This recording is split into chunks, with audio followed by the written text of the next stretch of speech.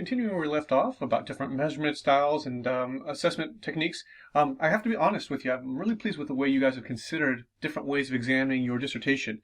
I think a lot of times we have this mindset, okay, that I have to measure this construct this way, but so many of you using good mixed methods, either focus groups or questionnaires or interviews. I think that's kind of the best strategy, is kind of the theme of this lecture, is picking a variety of modalities and really utilizing it to the best extent you can so that you get the most complete answer. One of the ones we've talked about before that I'll revisit here is direct observation. And this is something you might get in a therapeutic sense. It's used in evaluation, for example. So if you're a principal, you might go to one of your teacher's classrooms and directly observe the behavior of the teacher or a student. In some cases, but what we're doing is we're looking at the overt behaviors. And if I was taking notes, I would underline overt. What's actually being done? Because we'll come back to that in just a second. So overt behaviors in a naturalistic or contrived setting, we talked about this in a previous lecture. Naturalistic simply means going to wherever the behavior would typically occur and observing it there, whereas contrived means kind of rendering a situation where the behavior might take place. So observing animals in a zoo versus observing animals in their natural habitat, and how this can really make a difference in how their behaviors manifest, right? It also allows for different contextual manifestations as well. So, for example, if you're looking at how a couple might have a disagreement, if you're a therapist and you bring the couple in your office, you might say, okay, well, walk me through what a typical argument looks like in your home, right? That's not going to work out well. I mean, they might argue, but it's not going to be the same way it plays out at home. Ideally, the therapist would be able to observe them in their kitchen, and statistically, more fights happen in the kitchen than any other place in the house, which is kind of scary because that's where all the knives are. But anyway, what you want is a good setting where you can do the best direct observation. Let me go back to what I said a second ago with regard to overt behaviors.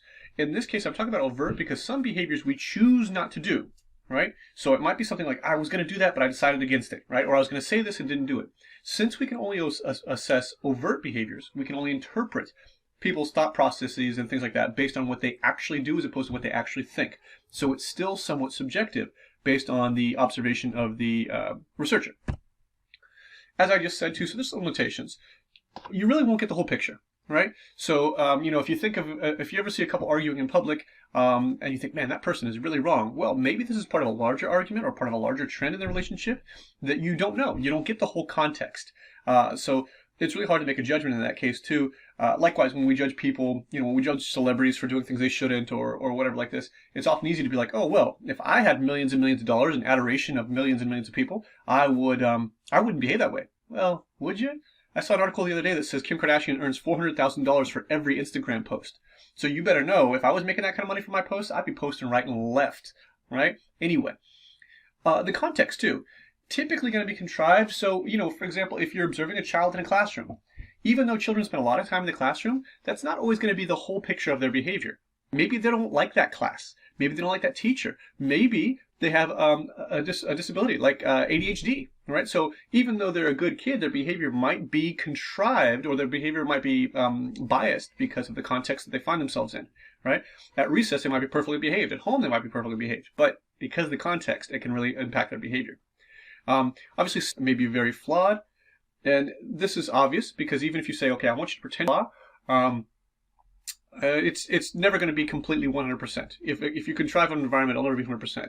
If you think of the zoo, as much as they try to make it seem like the Sahara in Africa, it's still downtown Houston, right? So the Sahara in Africa doesn't get 85% humidity, right? So you understand that all these contexts are going to have some flaw in it, right?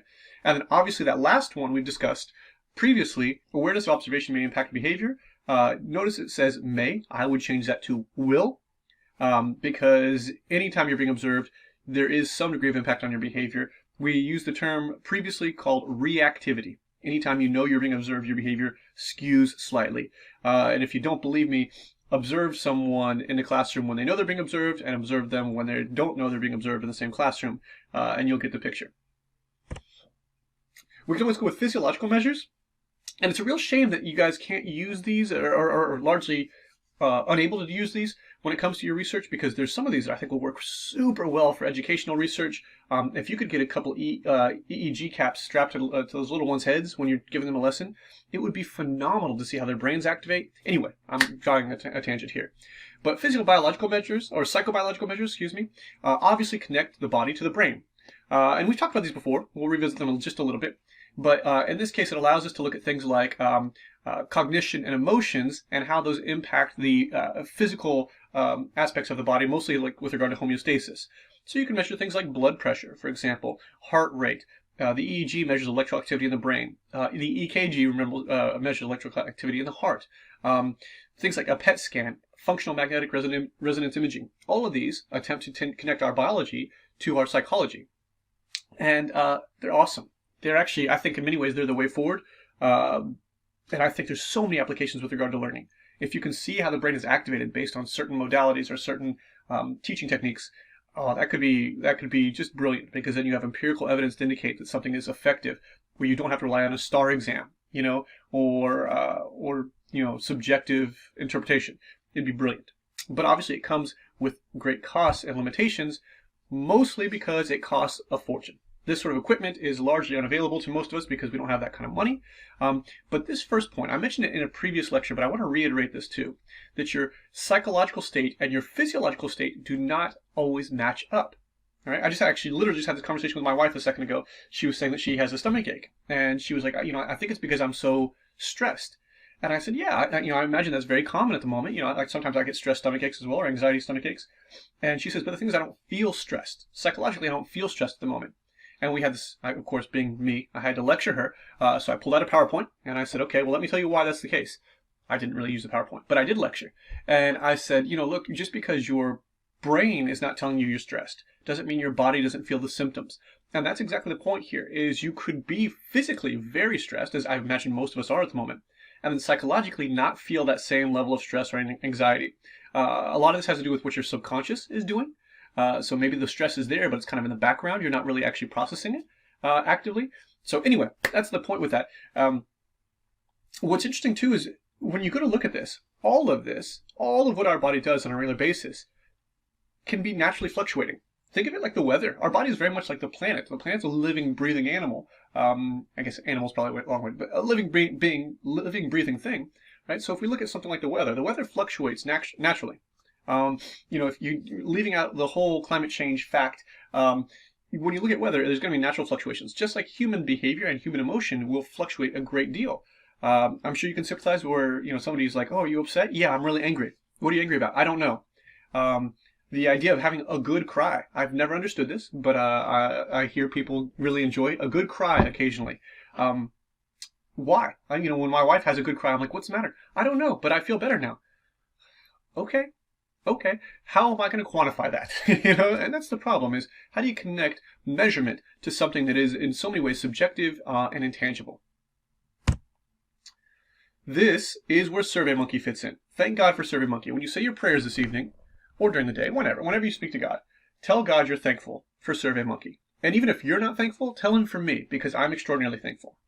This has revolutionized what we can do in research, in that it is completely automated. It takes errors out of so many elements of the research and allows you to gather good data on almost anything, to be honest with you, because it's also anonymous. You can ask questions that you could never ask face-to-face. Right? And what so many of you are doing, and God bless you for doing it, because I love that that's where you're going with it, is a kind of multi-measure design. This is also, multi-measure is also referred to sometimes as mixed methods. Right? So I would say probably over half of you at this point are doing mixed methods, which is great because you can take the quant and break it down to some basic foundational conclusions and then add the qual, which really gives meaning to the narrative. Right? There's a massive difference between memorizing scripture and actually knowing what you think it means. Right? That is the big contrast. And like I said, can be in person or via the internet. Almost all of what we'll talk about is the internet, so the SurveyMonkey or Qualtrics or whatever you want to use. I'm a SurveyMonkey fan. SurveyMonkey man? Anyway, whatever. SurveyMonkey fan. But this, as I said, has really changed things. I like to describe it as the McDonald's of research, in that it's cheap, accessible, and fairly user-friendly. Obviously not of incredible value. You have to take it with a grain of salt because of the way it is gathered, but, it is what it is. But as I said, an excellent technique for answering questions. And as we've talked about in previous lectures, because of the degree of anonymity, you also experience probably a much lower degree of bias, particularly with regard to social desirability response bias. So, for example, if someone might not have given you a certain answer to your face because of how they fear they might have been judged, they might be much more likely to give that answer on the internet because there's a degree of anonymity, right? And this is why, of course, a lot of people will troll people on the internet, but wouldn't say it to their face, because the internet creates this veil of secrecy that cowards just embrace. The nice thing about this is there is a high correlation with direct assessment, which is good, right? But notice it's not a perfect correlation. What we get into with this one is a little bit confusing, because when we ask someone, how do you feel about X? How would you behave in Y scenario, right? We're asking these things with direct assessment, computerized assessment, right? But we're asking them to think about what they would do. And the problem with this is this creates this kind of gap, I guess. What you say you're going to do and what you actually do are very, very different, right? So when people are like, "Oh yeah, absolutely, I go to church 52 weeks a year, for 52 Sundays a year," right? Well, do you? You might go to church 50 weeks a year or 48 weeks a year, right? Which is still darn good, and I'm sure you can, be forgiven for those other weeks that you're not there. But in this case, we're just seeing a correlation, not an exact replication, right? So you're saying one thing and you're behaving in a way that's similar but not exact. Obviously permits large-scale administration. You can't create errors in coding because you're not actually coding it. The computer system does it for you. The SurveyMonkey does it for you. Massive reduction in ambiguity. And I want you maybe to put a little asterisk next to that, because it can reduce ambiguity, but also creates other situations where there is ambiguity, right? So if you were doing research on the impact of virtual learning, or excuse me, the success of virtual learning, you might have a questionnaire on SurveyMonkey that says, ask people about how they feel about virtual learning, blah, blah, blah, blah, right? And you might also have a face-to-face interview with that person. If the person asks you, what do you mean by virtual learning? Like, what kind of virtual learning? What are you talking about? In the interview, you can provide a much more accurate definition and adapt to what they're asking. When it's a survey, there's no opportunity to ask questions. So in some ways, it reduces ambiguity. In other ways, it creates more ambiguity. So overall, it's good. I'm a fan, but not always perfect. Some of the things we have to think about with unobtrusiveness and reactivity, I mentioned already. It says reactivity is a method factor. In this case, it impacts your methodology. And if you're observing people, you have to assume it is going to be a factor. There's not a study where people are observed where reactivity is not going to be a factor at all, particularly if these people have some stake in it. So, for example, if you're observing a teacher in his or her classroom, particularly when it's evaluative, that's going to create a massive amount of reactivity. Why? Because the teacher wants to be evaluated well, wants to have positive feedback, obviously. The more obtrusive the measure, the more reactive the factor will be, or more impactful the reactivity will be, obviously. And if you think of like CCTV cameras or whatever, anytime people are very aware they're being observed, it increases it. As it says there, you might do things simply because you're being observed that you wouldn't do before, right? I'm trying to think of an example.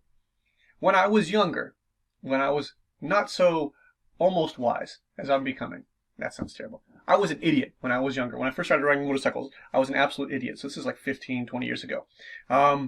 Anytime I would see a speed camera, even if I wasn't speeding, which I usually was, I would make sure to make some sort of gesture with my hand towards the camera, right? It probably wasn't a thumbs up, right? We'll leave it there. But why? Why did I do this? I don't have a tendency to do that to anybody, really. I don't, even when I was really stupid and young, I didn't have the tendency to do that. But because the camera was there, only because the camera was there, did I decide to make an obscene gesture, right? The problem with that is that the camera triggered the behavior. The behavior would have otherwise been absent. And that is the heart of reactivity. And for those of you who are principals who observe your teachers, I would ask if the fact that you are there triggers all of the behavior, or almost many of the behaviors that you see, and how that might impact how you choose to observe them in the future. All right? If you do a recording, a camera recording, as opposed to sitting in their classroom, would that make a difference? All of this is just kind of to put under your cap and think moving towards the future. Okay. I'll start on this slide to wrap up the lecture. Let me go and stop because the timer is running out for the 15 minutes. Let me stop this one and we'll do a brief video for the last segments.